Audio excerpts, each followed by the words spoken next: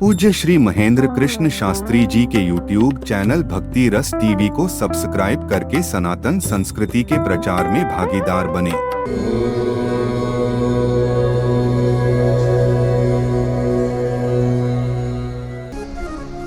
जब गोधूली बेला का समय हो, शाम का समय हो, तो किसी भी पतिव्रता नारी को उस समय श्रृंगार करके घर के बाहर खड़े होकर के इधर उधर नहीं झांकना चाहिए।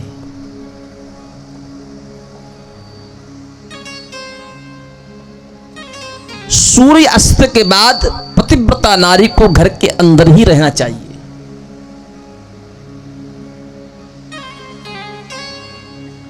सास ससुर की सेवा करे। परिवार में जिन अतिथियों का, मेहमानों का आगमन हो, उन्हें उनका स्वागत हो, उनका सम्मान हो। यदि चार लोगों के बीच में यदि पति ने कुछ कह भी दिया है तो ब्राह्मणी कहती है कि हे प्रिय, वो बात सही हो या गलत हो, उस पतिव्रता नारी को चार लोगों के बीच में पति को जवाब नहीं देना चाहिए।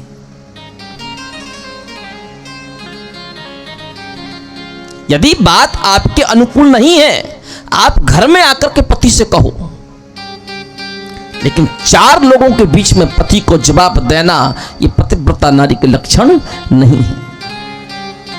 यदि आपको कोई वस्तु पसंद आवे या ना आवे, यदि चार लोगों के बीच में आपके पति ने वो वस्तु आपको दे दी कि हे प्रिय, ये मैं आपको लेकर के आया हूं, आपको बिल्कुल भी पसंद ना आए, तब भी उसको अपने सीने से लगा करके चार लोगों के सामने कर, वाह बहुत सुंदर वस्तु लेकर के आए। भले ही घर आकर के उसको वापस कर देना, लेकिन चार लोगों के सामने यदि आपने उस वस्तु का सम्मान कर लिया तो उस वस्तु का सम्मान नहीं हुआ, बल्कि चार लोगों के बीच में आपने अपने पति का सम्मान किया है।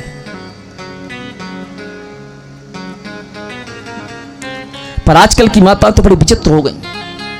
घर में अकेले भले ही प्रेम से बात करेंगी, लेकिन चार लोगों के सामने मेरा पति तो पागल है, मेरे पति को तो कुछ समझ में नहीं आता, दुनिया कहां से कहां जा रही है, मेरा पति पुराने ख्यालों में जीवन जी रहा है।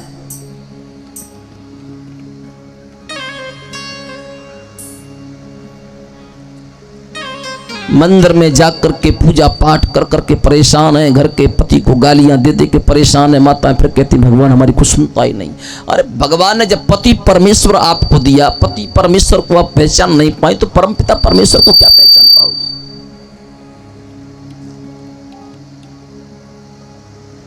पहले पति परमेश्वर को पहचानो।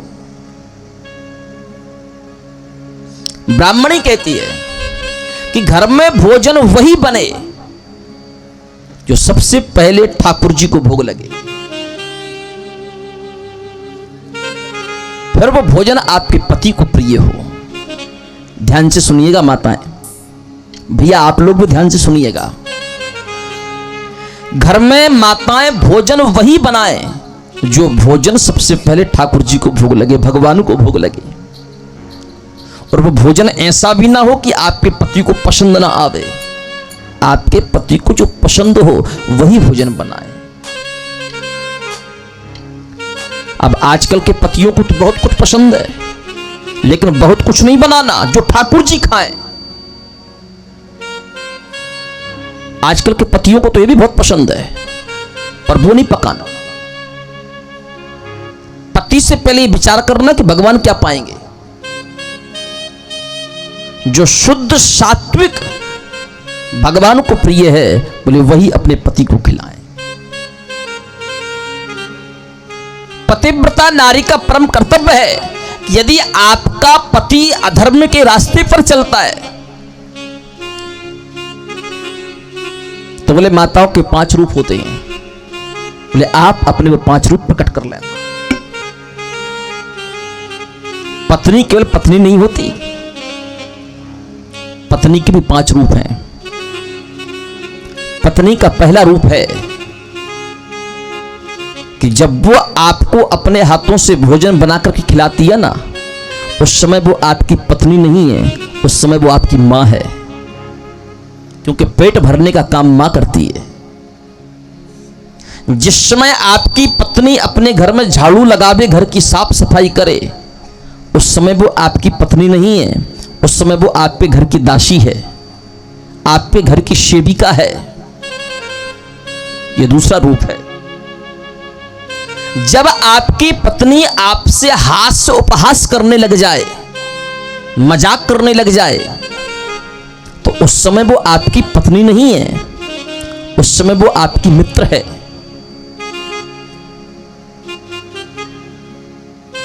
चौथा रूप, जब आप यदि किसी गलत रास्ते पर जा रहे हैं और यदि आपकी पत्नी आपको सुंदर शिक्षा देती है कि आप ये गलत कर रहे हैं, ये सही नहीं है।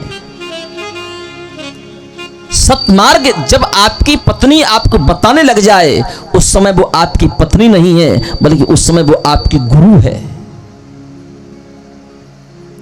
और जब रात्रि के समय आपकी वो सेवा करती है, तब वो आपकी पत्नी है।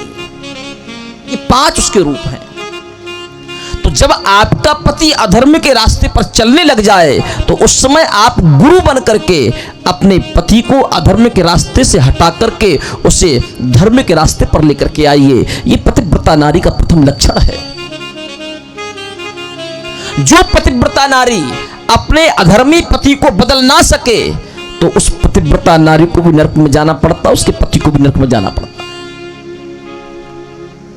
यदि आपका पति पी के आता है, तो आप सच्ची अर्धांगिनी तभी मानी जाओगी जब आप अपने पति का पीना बंद करा दो। लेकिन माताएं स्वयं नहीं चाहती कि मेरा पति पीना बंद कर दे। माताएं कहती जब पी के आता है ना, तो उसके पॉकेट में से खूब पैसा निकाल लेती हैं, और जब पी के नहीं आता ना, तो 1-1 रुपए का हिसाब मांगता है। माताएं खुद कहती हैं कल 1 पी के आए थे, परसों 2 पी के आना, खर्चा तो चलता है हमारा।